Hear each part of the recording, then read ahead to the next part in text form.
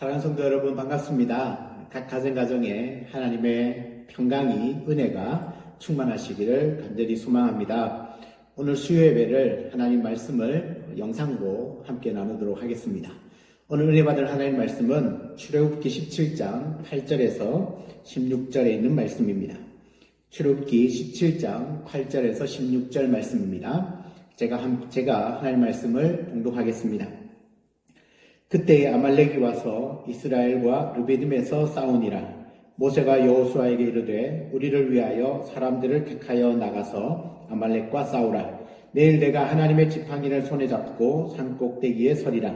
여호수아가 모세의 말대로 행하여 아말렉과 싸우고 모세와 아론과 훌은 산 꼭대기에 올라가서 모세가 손을 들면 이스라엘이 이기고 손을 내리면 아말렉이 이기더니 모세의 팔이 피곤하매 그들이 돌을 가져다가 모세의 아래에 놓아 그가 그 위에 앉게 하고 아론과 훌이 한 사람은 이쪽에서 한 사람은 저쪽에서 모세의 손을 붙들어 올렸더니 그 손이 해가 지도록 내려오지 아니한지라. 여호수아가 칼날로 아말렉과 그 백성을 쳐서 무찌르니라. 여호와께서 모세에게 이르시되 이것을 책에 기록하여 기념하게 하고 여호수아의 귀에 외워 들리라. 내가 아말렉을 없이 하여 천하에서 기억도 못하게 하리라. 모세가 제단을 쌓고 이름을 여호와 니시라 하고 이르되 여호와께서 맹세하시기를 여호와가 아말렉과 더불어 대대로 싸우리라 하셨다 하였더라. 아멘. 오늘 본문은 이스라엘 백성들이 출애굽하여 약속의 땅 가나안으로 가는 도중에 만났던 첫 번째 족속이었던 아말렉 족속과의 전투 장면이 기록되어져 있습니다. 이스라엘 백성은 애굽에 살 때에 종으로 살았기 때문에 전쟁을 어떻게 해야 할지 군사훈련을 받은 적도 없고 그들에게는 싸울 만한 무기도 변변히 있지 않았습니다. 그렇기 때문에 이 전쟁은 될 수 있으면 피하는 것이 상책입니다. 그러나 지금 이 전투는 피할 수 없는 전투였습니다. 당장 이 아말렉과의 전투를 앞두고 전쟁의 위기 가운데 이 모세는 어떤 행동을 하는가? 참 우리가 이해하기 어려운 행동을 하게 됩니다. 이때 이 이스라엘 백성들을 이끌었던 이 모세가 취한 행동이 무엇이었냐 하면 오늘 9절 말씀인데 제가 한 번 더 읽겠습니다. 모세가 여호수아에게 이르되 우리를 위하여 사람들을 택하여 나가서 아말렉과 싸우라. 내일 내가 하나님의 지팡이를 손에 잡고 산 꼭대기에 서리라. 여러분, 모세는 백성들에게 말합니다. 너희들은 나가서 싸우라. 그러나 나는 산 꼭대기에 설 것이다. 여러분, 아말렉과 싸우라고 말씀하고 난 이후에 자신은 하나님의 지팡이를 들고 산 꼭대기에 서겠다고 말합니다. 모세가 지도자이니 직접 나가서 싸워도 될 텐데 그는 그 싸움 대신에 그런 산 꼭대기에 서기를 원했습니다. 왜냐하면 이 전쟁은 하나님께서 싸워주셔야만 승리할 수 있는 전쟁이라는 것을 모세는 누구보다도 잘 알고 있었습니다. 모세는 이전에도 하나님의 지팡이를 가지고 하나님의 위대한 역사를 보여주었던 경험이 여러 번 있었습니다. 특히 출애굽 당시에 홍해를 가르고 바닷길을 마른 땅처럼 건널 때 모세는 이 지팡이를 들고 손을 바다 위로 내밀고 있었습니다. 그 모세가 손을 내밀 때에 여호와 하나님께서 큰 동풍을 일으키셔서 바닷물을 물러가게 하시고 물이 갈라져 바다가 마른 땅이 되었습니다.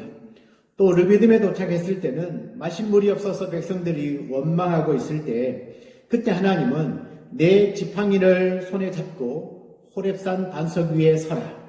그리고 그 지팡이를 가지고 반석을 치라. 그렇게 말씀하셨습니다. 모세가 하나님의 말씀에 반석에서 의지하여 그 지팡이를 반석을 쳤더니 반석에서 물이 나와 온 백성들을 마시게 했습니다. 오늘 르비딤에서 아말렉과의 전쟁 장면에서도 또 한 번 모세의 손에는 하나님의 지팡이가 들려 있습니다. 모세가 지팡이를 잡은 손을 들면 이스라엘이 이기고 그 손이 내려오면 아말렉이 이기는 것이었습니다. 모세가 몇 번을 해봤지 않겠습니까? 내가 계속 손을 들고 있으면 이스라엘이 이기는구나. 그렇다면 어떻게 하겠습니까? 완전히 전쟁에서 승리할 때까지 팔이 떨어져 나가는 고통이 있더라도 그 팔을 들고 있지 않겠습니까?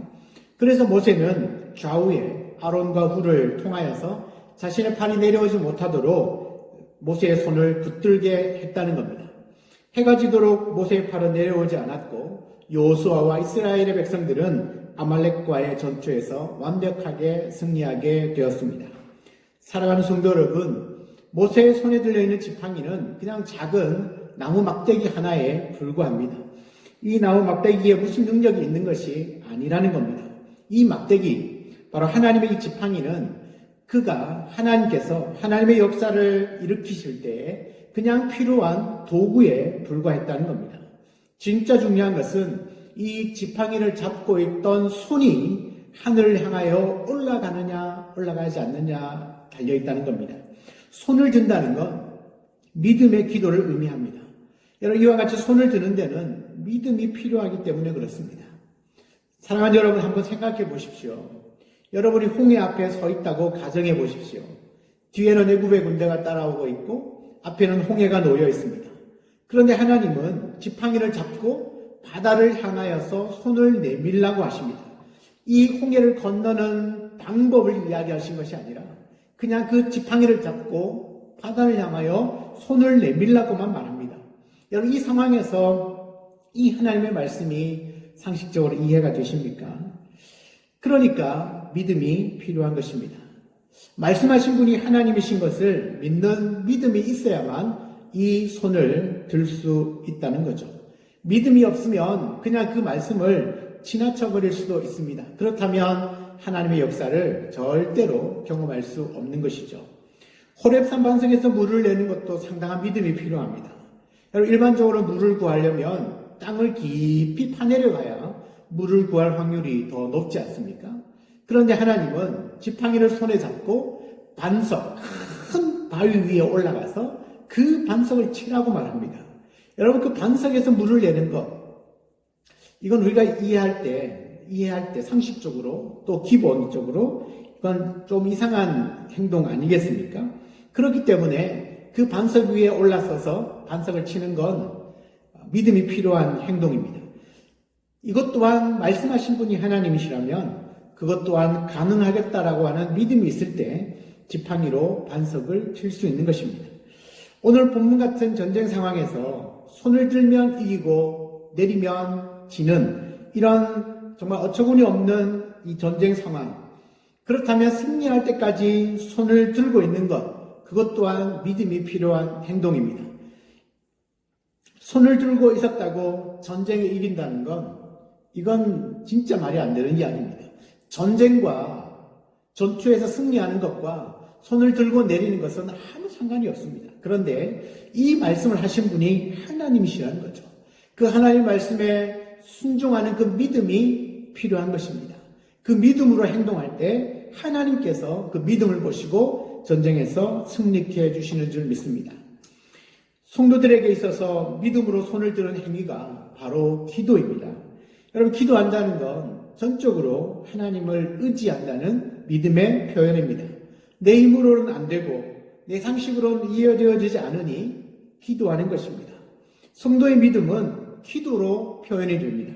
믿음 있는 사람은 기도의 사람이라는 거죠. 사랑하는 성도 여러분, 지금 우리가 하나님의 지팡이를 손에 잡고 그 손을 들어야 할 때인 줄 믿습니다.